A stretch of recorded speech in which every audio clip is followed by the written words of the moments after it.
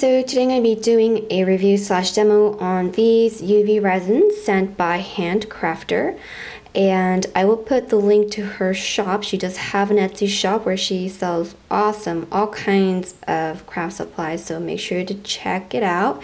And she does carry these resins. So she sent me 4 types.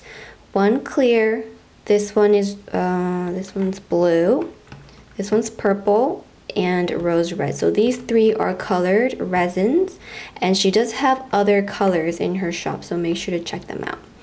So let's get started with this review. I will be putting an overview towards the end of the video as usual. So let's get started. So on the back of the bottle is the instructions and the curing time. So this resin cures under UV lamp, 36 watts. It's going to take about 4 to 10 minutes. Under direct sunlight, 10 to 30 minutes. Under indirect sunlight, about 30 to 60 minutes. Okay, so here I have my clear plastic mold from Padico, and I'm going to use this rose red and fill it into this rose cavity. So I'm going to zoom in so you guys can see better. Okay, so I'm going to pour this in very slowly to avoid any bubbles getting into the resin. So I'm noticing that the color is more of a pink color, not so much red. It's kind of like a hot pink magenta color. It's very pretty. And I do notice an odor. It does have a chemically smell to it. It kind of reminds me of the gel polish, nail polish that I have. So it definitely has an odor, just to let you guys know. And I'm gonna check for any bubbles, and so far I don't see any, but if you do see any bubbles, you can take your toothpick and fish them out or pop them using your toothpick. So I'm gonna go ahead and put this in right under my UV lamp. I have a 36 watt UV lamp, and I'm gonna leave it in there for at least 4 minutes and see how it cured. Okay, so next I'm going to use this clear silicone mold, and I believe Handcrafter has a similar mold to this, and this is a kind of like a candy mold, shaped candy mold. So I'm going to be pouring some, I think I'll do purple resin in here, but I think the purple resin is pretty dark, so I'm going to lighten it up by mixing some of the clear resin. So here I have the purple, and it's a beautiful violet, bright purple color. The camera is not capturing that, but I'm going to mix it on this plastic sheet here. And here is some clear.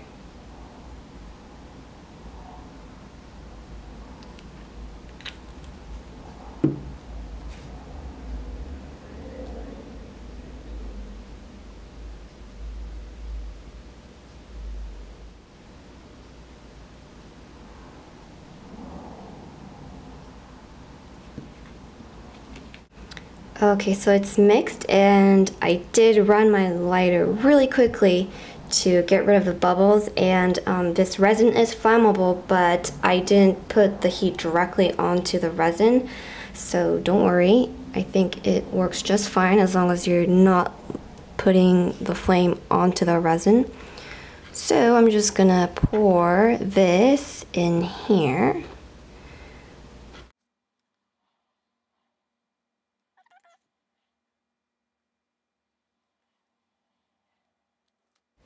And there are a lot of micro air bubbles in here, micro bubbles, which I don't think I can remove them, but that's okay. I'm just gonna go ahead and put this under my UV lamp. I'm probably going to do it for longer than 4 minutes because it is a thicker, larger piece. So I'll probably do it for, let's say, 8 minutes, and we'll check back. Next, I'm going to use this bezel, and I'm putting it on this plastic thing because this won't lie flat, so I have to put it off to the edge so that it does lie flat. So I'm going to do the same thing and pour resin in here, and I think I'll use blue and clear, and then make like try to make a gradient effect.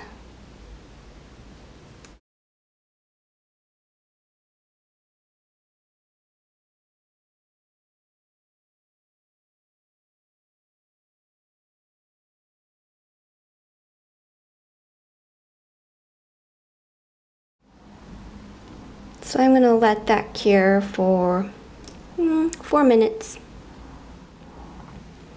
So this has been cured, and as you can see, the cured surface has a swirly texture to it, and that's from me swirling it around with a toothpick. So I'm not sure why this resin does it, but it does, so that's something to keep in mind, that when you do swirl the resin around, you will get this kind of texture to the surface.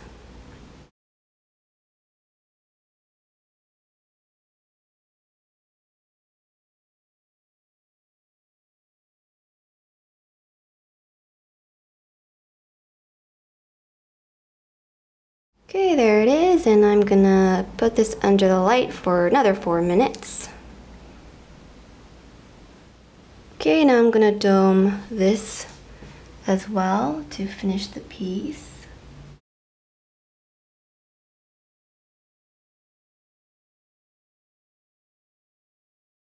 So here I have just a regular flat bezel, and I'm gonna pour clear in here, and I'm gonna embed some clock or watch gears to create a steampunk piece.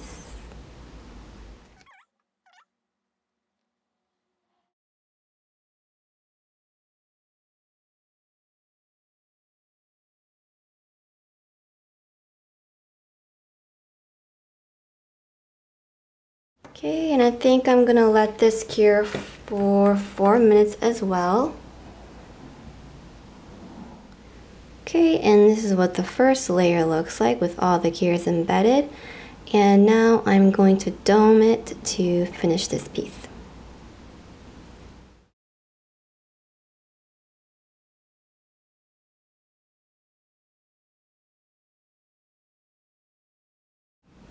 Okay, now I'm gonna cure this for at least 4 minutes. Okay, let's unmold this one first.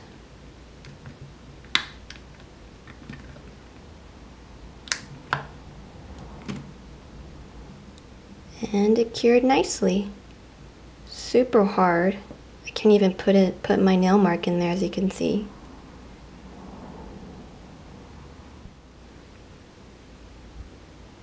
So it does look red on camera, but I promise you it's like a dark pink.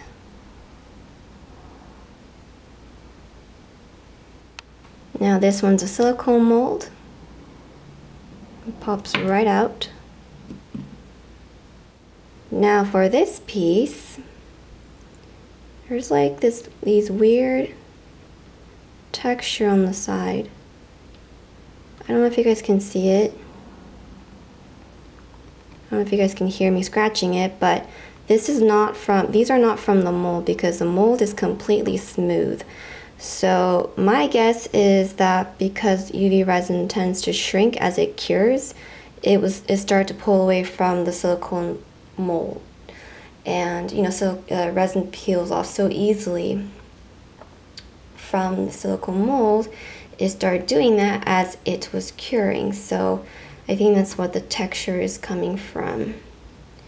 And the back is fairly shiny and smooth except for these holes or bumps from bubbles, but no swirls, and super hard. As you can see, I can't even put my nail mark. So this resin cure is very rigid and super clear. Okay, so here is a Mamagoma bezel piece, and I did have an overspill here, so it's very ugly looking. But because of that, the dome is very warped, because it was like pouring out as it was curing, so it's not even.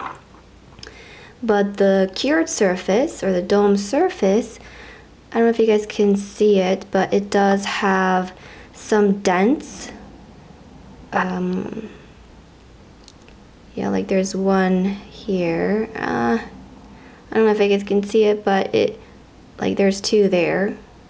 Here, here, here.